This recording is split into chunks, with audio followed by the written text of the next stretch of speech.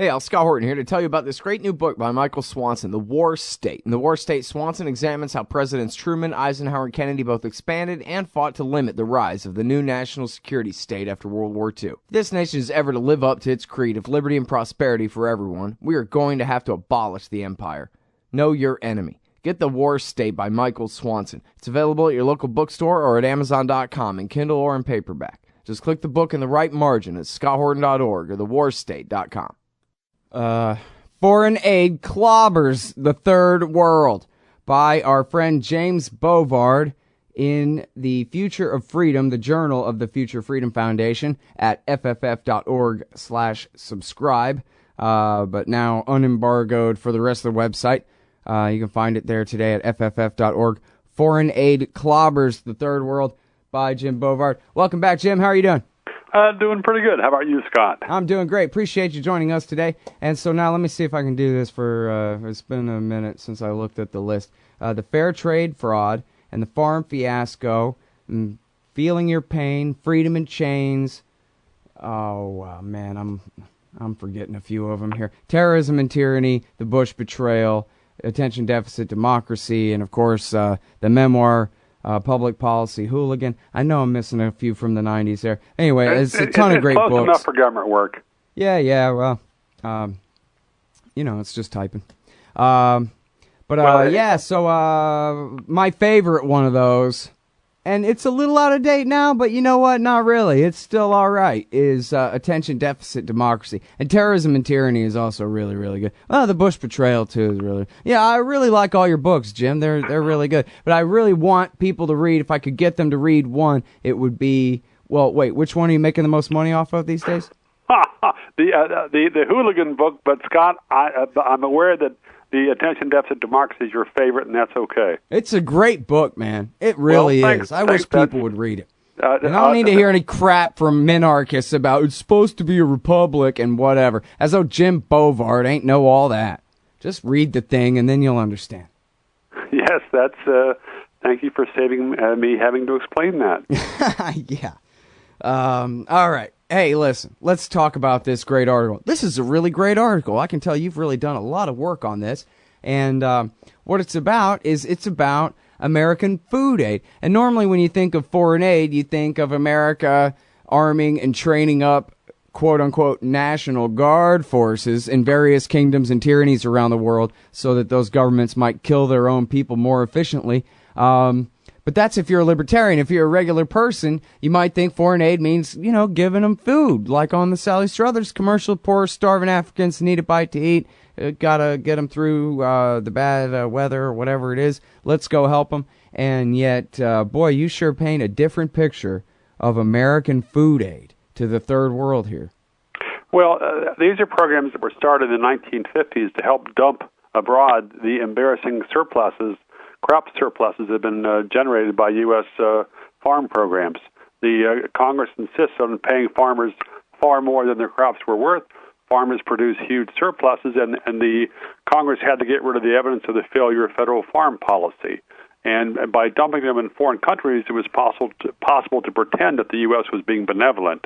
Though from the late 1950s onwards, it was obvious that the U.S. was having a profoundly disruptive effect on third world farmers.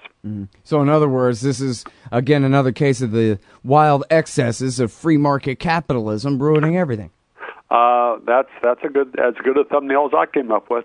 Yeah, there you go. Well, okay, so now go back to the 50s. Was it just the farm lobby or whatever got this thing passed in the first place? The farm lobby was a huge power behind this. There was some foreign aid pretenses for it. I mean, politicians like to have, freebies to pass around, and so this is something which served the U.S. government's interest in numerous ways, and it was also a benefit to foreign governments, which got the free food, even though it often harmed their own farmers. But lots of those farmers didn't vote, so. It didn't cost the third world regimes very much political support, even when it did a lot of damage. Mm-hmm. Well, now, here's the thing. I mean, you talk about, obviously, what's the worst part of this is what you mentioned there, the effect of destroying all the local markets by disrupting all the price structure when all the the food gets dumped and all that. And I guess, I can expect that bureaucrats don't really even think about things like that, much less really understand them. And yet I have met and talked to real no-fooling NGO, hippy-dippy, very left liberal, maybe more like socialist types who, they get it. They understand good and well. And in fact, I've talked to NGO types who have even said, well, this is a very careful balance that we have to strike because, at some point, someone finally hit us all in the head with a hammer and made us understand there really is such a thing as supply and demand. And we could screw up prices and how that could hurt farm. Like somebody made them understand that there's, 2 or 3 steps to some things in life or whatever. And so they at least give it lip service. They get it. Some of them. Yeah, it's interesting. There are even former Peace Corps volunteers who recognize how U.S. The so-called food aid can wreck the farmers. I think a number of Peace Corps volunteers from Haiti were speaking out even 30 years ago, talking about how the Haitian farmers were being bushwhacked by this, and this is part of the reason why Haiti's become more and more dependent on food handouts because of the U.S. aid on a long-term basis undermining the farmers there. Right. Well, and so what about the government? If hippies and peaceniks and goofballs can figure this out, then what about the Congress? They just don't care to know, or they do know and don't care? Yeah, it's interesting. There was there are some congressmen who've protested this and said, well, it's not so good that we're harming the third world countries we're trying to help. There was an amendment passed in 1977 by a senator from Oklahoma that compelled AID and USDA to certify that food aid would not devastate the farmers in the recipient countries. But most of the time, what the U.S. government does is simply ask the governments or the private NGOs who get the free food if it's going to hurt the farmers there, and they always say, no problem, okay, keep sending it. So thus far, it's been a total facade of a protection. Mm-hmm. It's something which is written in the law, but it's something that the U.S. government is really not giving a damn about obeying. That might be changing a little bit. There was a little bit of effort with the Farm Bill last year that the Obama administration made some token efforts to fix things, but it kind of lost its nerve and didn't really put any elbow grease in its reform effort. And I think that some of the Obama people felt that simply writing an op-ed or two and having the president make a speech would be sufficient to roll the farm lobby on Capitol Hill, and it didn't work, of course. So yeah, well, like you said, they have these embarrassing surpluses that they're paying the farmers to grow all this stuff more than market demand. What do you want to do, Jim? Just dump all this food into the ocean? Well, the answer is to get rid of the farm programs. It's interesting that the problem with the surpluses is not much of a problem right now, partly because so much of the corn crop is going into gas tanks with the biofuels mandate. So that's changed the whole outlay of U.S. farm production. That's a whole different kind of boondoggle and waste, which is also starving a lot of people in the third world because it drives up food prices. But it's interesting that a program that was started to get rid of surpluses has perpetuated itself long after most of the surpluses are gone. But this is typical of how farm programs work because they've never shown any learning curve. Right. Well, they're the government. All right, so now, and toward the end of this article here, you talk about how since 1933, the U.S. government has sought to drive up world grain prices. And so it's not just here where they're trying to drive up the price artificially, but around the world. How do they do that? At the same time, obviously, we're talking about them dumping here and dumping there. Well, the thing that the U.S. was doing actually from 1929 onwards was trying to corner the world grain market in the first years of the Hoover administration to drive up prices. It was a complete fiasco. Prices collapsed, and that's part of the reason we had a Great Depression in this country. But there were a lot of other things. I'm sorry, Jim. I got to interrupt you now because the dang music's playing or whatever. When we get right back from this break, we're going to talk more Jim Bovard about America's so-called food aid, which is really just obviously aid to Archer Daniels, Midland, and Monsanto and them, because that's how America works. It's a fascist dictatorship, Anyway, we'll be back in just a second. Hey, y'all, Scott Horton here. It's always safe to say that one should keep at least some of your savings in precious metals as a hedge against inflation. And if this economy ever does heat back up and the banks start expanding credit, rising prices could make metals a very profitable bet. Since 1977, Robertson Roberts Brokerage Inc. has been helping people buy and sell gold, silver, platinum, and palladium, and they do it well. They're fast, reliable, and trusted for more than 35 years. And they take Bitcoin. Call Robertson Roberts at 1-800-874-9760 or stop by rrbi.co. All right, you guys, welcome back to the show. I'm Scott Horton. This is my show, The Scott Horton Show.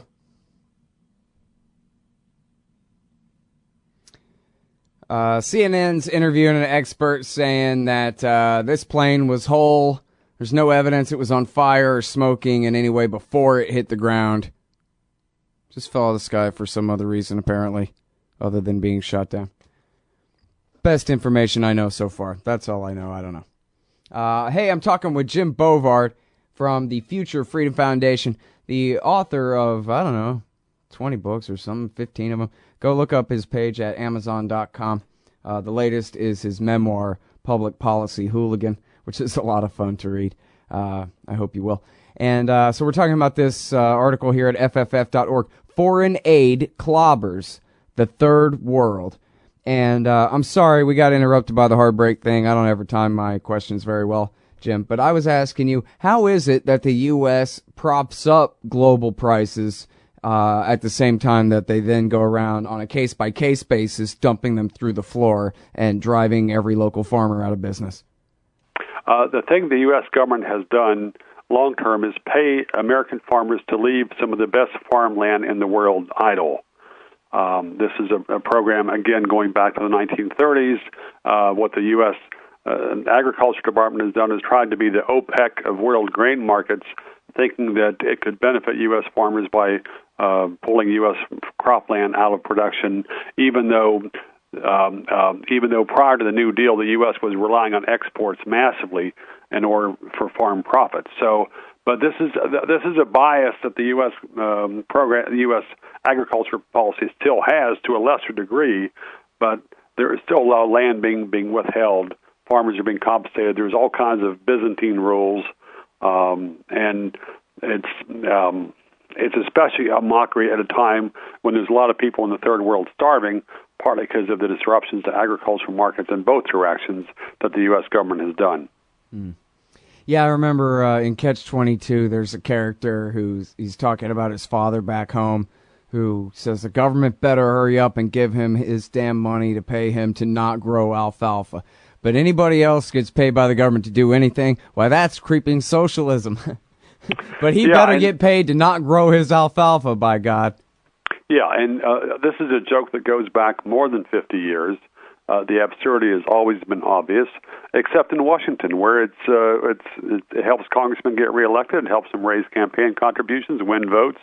Every now and then, there's some very good coverage, analysis, and exposés in the news media, but for the most part, the news media is very, very complacent about farm subsidies.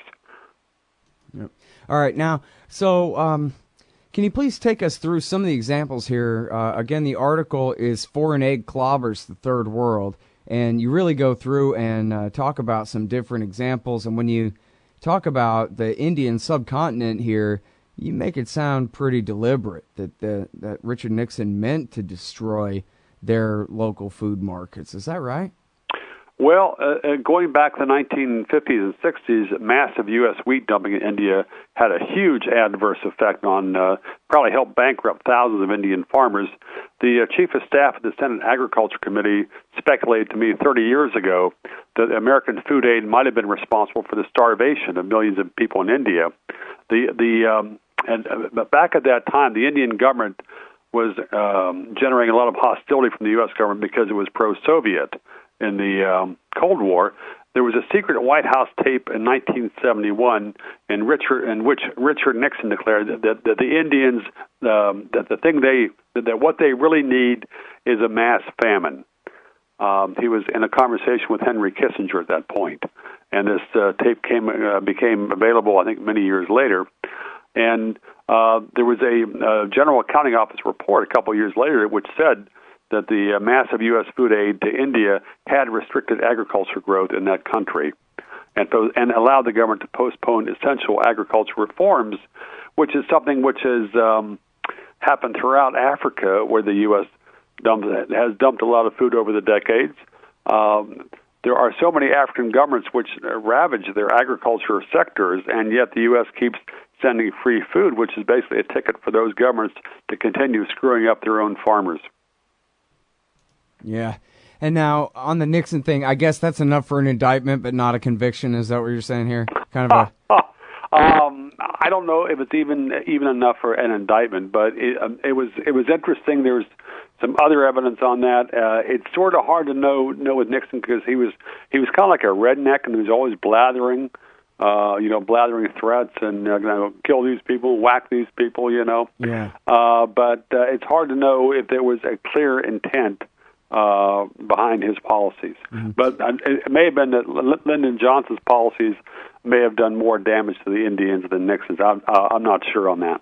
Yeah, I'm trying to remember. I just learned something, but I didn't learn it well enough, I guess, to remember. But there was just some scandal about, was it newly released Nixon tapes that have him talking about the war for Bangladesh or something like that, or Kissinger doing something? I'm sorry, I'm off topic. It may have been. Off my footnotes.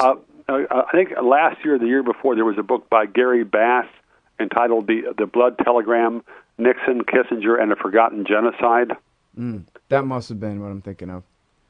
Yeah, and but there's more to it than just this food stuff, right? I mean, they were interviewing. Yes, I mean there was a lot of hostility, and it had it was nasty. It was Nixon. It was nasty. Surprise, surprise.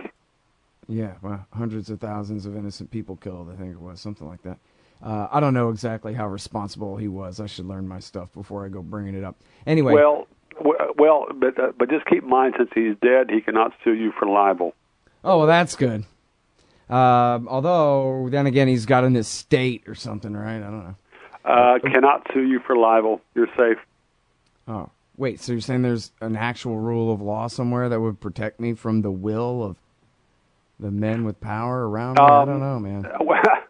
Only if they're dead, Scott. Only if they're dead. Okay. I mean, that's my understanding of libel law, and I've spent hours working through book manuscripts with lawyers, with libel lawyers in New York, doing the fact-checking and the verification for some of the books I did for St. Martin's. But if I say to the judge, "But Your Honor," the judge doesn't have to sustain my objection, right? They can do whatever they want. What exactly would you be objecting? Oh, like, hey, they can't sue me for libel. He's dead, and the rules say they can't. And the judge could just say, "I'll allow it." Like I don't think so. No, I mean, it's okay. Maybe I'm dead wrong on this, and if I am one of your, you know what the problem is? I'm trying to be sarcastic about how there's no rule of law that binds the power of the government in any sense in this country. They can kill all of us and our little sisters and whoever they want and do whatever they want, and none of them ever get in trouble for anything. So if there's no accountability, then what rules are there? If a judge breaks the law, who's going to stop him? Another judge? I'm sure that the American people wouldn't put up for it. See, that's what I'm getting at right there. All right. Now, I already kept you over time, but it's my fault because I'm just blabbing on about all this side issue stuff. So please tell me more about Senegal and about Sub-Saharan Africa and down in Guatemala and some more of these examples so that people can see really how this works time and again. Would you, please? Well, that's some hot copy which you're pulling out of these stories, Scott. Senegal. The Food for Peace program in Senegal in the mid-'80s resulted in the government shutting down the local rice markets in order to force the people to buy the American rice that the government had been given. Even though the U.S. government basically gave the government the wrong kind of rice as far as what the people prefer. Right. But it was a good example of the perverse incentive that the local politicians have, because it was more profitable for them to prohibit local farmers from selling their own harvest. Right. So because they got lots of money that way. Right. Yeah, it's sad, too, that the NGOs who, mostly are staffed by people who really just mean well kind of thing. They want to do the Peace Corps for a living, just go help people, but still all their incentive is we got to get this food aid in and out the door. That's their bailiwick or whatever, and so that's what they got to do, even when they know better. Well, it's interesting. There have been some very good criticism of these programs by some of the NGOs. CARE has made some very good criticisms. I think it was Bread for the World or maybe some other group. Hell, there's Oxfam. Oxfam has made some very good criticisms in the past. I'm not sure how critical that they are right now, but there was a fair amount of there's a huge split among the NGOs on this program, because there are some NGOs that simply see it as a way to pad their cash flows, and others say, hey, this is screwing the people that we're dedicating our lives to help. Right. Well, and it's a good lesson for all of us about, all kinds of government programs, really of any description, that they really just get out of control, and they don't have the kind of accountability that regular people have in government work. And that's why everything is good enough for government work, as you joked at the beginning of the show there. And so really, whatever it is, especially even something like this that has caring for poor, hungry children written all over it, it's actually the kind of thing that, may well be worse for those hungry kids than whatever crisis they might currently be in. And so, there's a great lesson there for government intervention all around, I think, if people look for Well, yeah, it's great lesson number 4019. Yeah. And I'm not aware anybody's going to give a rat's patooey about it. Yeah, they probably but the sad thing is that there have been bureaucrats in AID and USDA who have recognized the problem. They have tried to fix things, but fix the program at times in some places. But the incentives for the politicians and others just keep the harm continuing. Yep. All right, with that, I got to go. You got to go. Thank you so much for your time, Jim. Great talking to you. Hey, Scott, thanks for having me on. All right, everybody, that is the great author, Jim Bovard. Foreign Aid Clobbers, the Third World, is at fff.org. And go read his books. They're all for sale at Amazon. You hate government? One of them libertarian types? Or maybe you just can't stand the president, gun grabbers, or warmongers. Me too. That's why I invented LibertyStickers.com. Well, Rick owns it now, and I didn't make up all of them, but still, if you're driving around and want to tell everyone else how wrong their politics are, there's only one place to go. LibertyStickers.com has got your bumper covered. Left, right, libertarian, empire, police, state, founders quote, central banking. Yes, bumper stickers about central banking. Lots of them. And, well, everything that matters. LibertyStickers.com. Everyone else's stickers suck. Hey, all Scott here. If you're like me, you need coffee. Lots of it. And you probably prefer it tastes good, too. Well, let me tell you about Darren's Coffee Company at darrenscoffee.com. Darren Marion is a natural entrepreneur who decided to leave his corporate job and strike out on his own, making great coffee. And Darren's Coffee is now delivering right to your door. Darren gets his beans direct from farmers around the world. All specialty, premium grade with no filler. Hey, the man just wants everyone to have a chance to taste this great coffee. Darren's Coffee. Order now at darrenscoffee.com. Use promo code SCOTT and save $2. darrenscoffee.com. Hey, y'all, Scott Horton here for The Future of Freedom, the monthly journal of the Future of Freedom Foundation. Edited by libertarian purist Sheldon Richman, The Future of Freedom brings you the best of our movement, featuring articles by Richman, Jacob Hornberger, James Bovard, and many more. The Future of Freedom stands for peace and liberty, and against our criminal world empire and Leviathan state. Subscribe today. It's just $25 per year for the back pocket size print edition, $15 per year to read it online. That's The Future of Freedom at fff.org/subscribe. Peace and freedom. Thank you. Hey, all, Scott here for Liberty.me, the brand new social network and community-based publishing platform for the liberty-minded. Liberty.me combines the best of social media technology all in one place and features nightly classes, guides, events, publishing, and so much more. Sign up now and you get the first 30 days free. And if you click through the link in the right margin at scotthorton.org or use the promo code SCOTT when you sign up, you'll save $5 per month for life. That's more than a third off the regular price. And hey, once you sign up, add me as a friend on there at scotthorton.liberty.me. Be free. Liberty.me.